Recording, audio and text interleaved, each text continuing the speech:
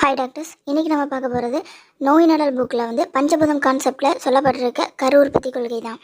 First, உருவற்ற கருவை தாது வேறு தோடம் வேறாக பிரிப்பது. இதுதான் கொஸ்டின். ஆன்சர் வாயு. இது எப்படி ஞாபகம் வச்சுக்கலாம்னா, நான் ஹைலைட் பண்ணிக்கிற வேர்ட்ஸை மட்டும் பாருங்கள். ஏன்னா இந்த ஏரியாவிலேருந்து வர எப்பயுமே ஒரு இம்பார்ட்டன்ட் கொஸ்டின் வரும். ஸோ நம்ம மிஸ் பண்ணாமல் இது கரெக்டாக அடிக்கணும். அதுக்காக தான்.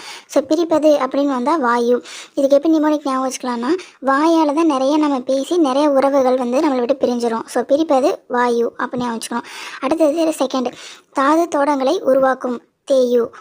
உருவாக்குறா அப்படிங்கிறது யாருன்னா தேவி அப்படிங்கிறவ உருவாக்குறா அப்படின்னு ஞாபகம் வச்சுக்கணும். தேர்டு வாயு தேயுவால் உருவான தோட்டத்தை உஷ்ணத்திலிருந்து காக்கும். இதுக்கு ஆன்சர் அப்பு. இப்போ கீழே பார்த்தீங்கன்னா பஞ்சபூத உற்பத்தின்னு ஒரு காமிச்சிருக்கேன் இல்லைங்களா. ஸோ இப்போ கொஸ்டின்லேயே பார்த்தீங்கன்னா வாயு தேயு வந்துருச்சுன்னா அது கீழே இருக்கிறது என்ன அப்படின்னு பார்த்தீங்கன்னா அப்பு. கீழே பார்த்துக்கோங்க அந்த பஞ்சபூத உற்பத்தியில். ஸோ அப்பு தான் அதோட ஆன்சர். அடுத்தது ஃபோர்த்து கொஷின், அப்புவால் காக்கப்பட்டதை கெடுதி வராமல் காப்பது எது அப்படின்னா ஆன்சர் பிருத்திவி. அப்புக்கு நெக்ஸ்ட்டு கீழே இருக்கிறது பிருத்திவி. ஸோ பிருத்திவி தான் ஆன்சர். ஃபிஃப்த்து, கருப்பையில் இடம் தருவது ஆகாயம். ஸோ எல்லாத்துக்கும் இடம் தர்றது எப்பயுமே கான்ஸ்டண்ட்டாக ஆகாயம் தான். இந்த மாதிரி வேறு எந்த சப்ஜெக்டில் எந்த கான்செப்டில் கதை போட்டு சொல்லணும்னு சொல்லுங்கள். கமெண்ட் பாக்ஸில் லீவ் பண்ணுங்கள். நம்ம அடுத்தது டிஸ்கஸ் பண்ணுவோம். ஸோ மறக்காமல் சப்ஸ்கிரைப் அண்ட் ஃபாலோ பண்ணிக்கோங்க.